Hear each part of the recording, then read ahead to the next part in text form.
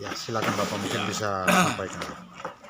Jadi saya Ulu Emanuel, saya berbicara atas nama keluarga duka. Saya mau menyampaikan sedikit kronologis.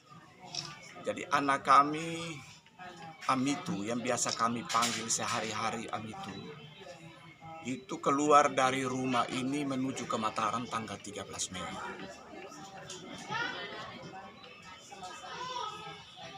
Tujuan utamanya adalah mau kerja di Mataram. Karena ada teman-temannya yang sudah lebih dulu di Mataram itu menginformasikan kepada dia bahwa kamu datang saja daripada kamu duduk-duduk di rumah, lebih baik kamu kerja di sini, ada pekerjaan. Jadi sebagai seorang anak muda, dia tentu punya harapan di dalam, saya harus pergi supaya saya bisa memperbaiki, kami punya nasib keluarga. Ya. Karena sebagaimana diketahui, Amitu ini mereka 8 bersaudara. Ya, dia adalah anak yang kelima. Ya, dia adalah anak yang kelima dan pendidikan yang dia dapatkan, dia hanya tamat SMA. Ya. Tetapi dia punya keinginan dan harapan bagaimana dengan kondisi ini dia bisa berangkat untuk mencari kerja. Dan begitulah dia berangkat dari sini tanggal 13 sampai di Kupang. Ternyata kapal yang akan mereka tumpangi ke Mataram baru berangkat tanggal 18. Ya. Sehingga mereka 5 hari di Kupang dan tanggal 18 itu mereka berangkat, 18 Mei. 18 Mei mereka berangkat dan tanggal 21 Mei tiba di Mataram. Nah, 21 Mei tiba di Mataram dan komunikasi antara anak kami dengan kami di sini tetap berjalan seperti biasa, telepon, SMS, WA ke keluarga, ke adik-adik di sini. Ya, menginformasikan bahwa saya sudah tiba dengan selamat di Mataram dan sudah mulai bekerja. Nah, dan terjadilah sesuatu yang tidak pernah kami keluarga bayangkan. Ya, yaitu pada hari Minggu pagi tanggal 26, ya, kami dikagetkan dengan berita bahwa anak kami ini meninggal gantung diri. Ya. Kami seperti tidak percaya bagaimana mungkin hal ini terjadi. Karena apa? Anak kami berangkat dari sini dalam keadaan sehat walafiat. Ya. Tiba-tiba terjadilah bahwa anak kami ini gantung diri. Gantung diri, dia memang berangkat dari sini dalam keadaan stres atau punya masalah besar? Tidak ada. Nah, ini yang membuat keluarga itu betul-betul tidak bisa menerima kenyataan ini.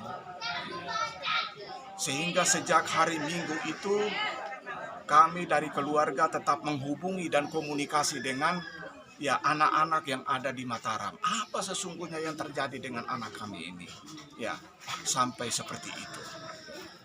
Ya, ini bagaimana? Jadi informasi menyangkut kasus ini seperti apa? Ya, kami juga istilahnya mendapat bahwa ternyata berita terakhir yang kami dapatkan bahwa ternyata anak kami ini bukan mati bunuh diri, ya, tetapi anak kami ini ternyata mati dibunuh, ya.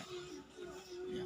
Dan tersangka yang membunuh itu bukan orang lain tetapi teman-temannya sendiri. Ini yang membuat kami keluarga ini sangat sakit hati luar biasa, dan sepertinya tidak mau menerima kenyataan ini.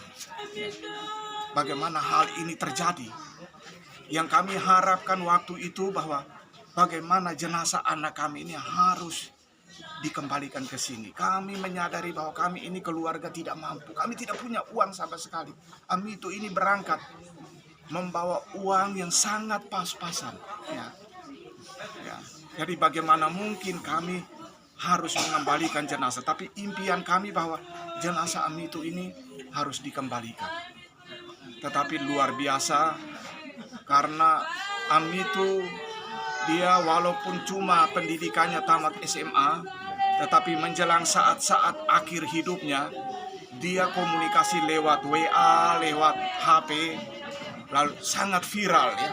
Kita lihat di media sosial bagaimana dia sendiri menyampaikan situasi-situasi terakhir bahwa dia merasa seperti terjepit, dia merasa seperti ada orang yang mengejar-ngejar dia, ya. Dia merasa seperti ya pusing segala macam, ya. Sampai akhirnya pada hari Minggu itu tiba-tiba berita yang mengejutkan datang bahwa ternyata dia meninggal dengan posisi gantung diri. Nah, dalam posisi seperti ini kami keluarga ya merasa sangat terpukul ya, dan kami punya harapan supaya karena ini kami ingin tahu kenapa anak kami itu gantung diri. Ternyata gantung diri itu hanya modus yang dilakukan oleh para pelaku ya, bahwa mereka sudah membunuh anak kami Amitu sebelumnya, dan setelah itu mereka melakukan modus dengan seolah-olah menggantung diri bahwa dia mati karena gantung diri. Padahal hal itu tidak benar. Jadi kami dari pihak keluarga mengharapkan ya, supaya kasus ini diusut sampai tuntas ya, karena ini dia sudah masuk di ranah hukum. Kami keluarga sangat berterima kasih kepada Polres Mataram, Polres Ampenan yang luar biasa menangani kasus ini ya, sehingga kasus ini bisa terungkap, dan karena keinginan mereka untuk mengetahui duduk perkara atas masalah ini, mereka telepon ke kami keluarga apakah Amitu bisa diotopsi, dan kami keluarga dengan hati terbuka mengatakan silakan melakukan itu, yang penting kami ingin tahu kebenaran seperti apa ya. Dan hasil otopsi itu sudah dilakukan, dan setelah itu polisi penyidik sudah melakukan penyidikan dan sudah ditetapkan para pelaku, para tersangka ya, yang notabene tersangka itu adalah teman-temannya sendiri. Dan itu kira-kira kronologis yang kami sampaikan, dan harapan dari keluarga kami hanya punya keinginan supaya kasus ini betul-betul diusut tuntas, diungkap secara tuntas, sehingga pelaku itu bisa diberi hukuman sesuai dengan hukum yang berlaku. Kurang lebih seperti itu. Informasinya kan ada kaitan juga dengan dana koperasi ya. Oh iya. Itu apakah ada juga respon dari pemilik perusahaan koperasi itu sejauh ini? Jadi melalui komunikasi yang dijalin selama ini, jenazah ini diterbangkan kembali ke tempat ini, ke rumah duka ini atas tanggungan dari koperasi tempat dia bekerja. Ya. Jadi seluruh biaya pemulangan jenazah termasuk pengantar Pak Lofi dan Ibu Widi yang mengantarnya, 2 orang pengantar itu ditanggung oleh koperasi. Sehingga jenazah itu bisa diterbangkan ke sini, karena ketika komunikasi dilakukan pemilik koperasi itu mengatakan kami siap bertanggung jawab. Karena memang kontrak sudah ditandatangani. Sebuah perusahaan kalau sudah memberikan kontrak dan kontrak itu sudah ditandatangani oleh pegawai yang bekerja di sana, dia tentu harus bertanggung jawab. Dan itu mereka lakukan sehingga akhirnya jenazah itu bisa dipulangkan. Rencana penguburannya kapan? Rencana penguburannya nanti sore. Sore ini. Ya, jadi nanti sebentar jam 3 jenazah akan diberangkatkan ke gereja dari sini, ya, ke gereja Kuneru. Misa di sana, ya, misa pemakaman yang akan dipimpin oleh Pastor Proki. Setelah selesai misa pemakaman, jenazah langsung menuju ke kuburan Halifah. Ya, jadi jenazah Amitu akan dikuburkan di pemakaman Katolik Halifah.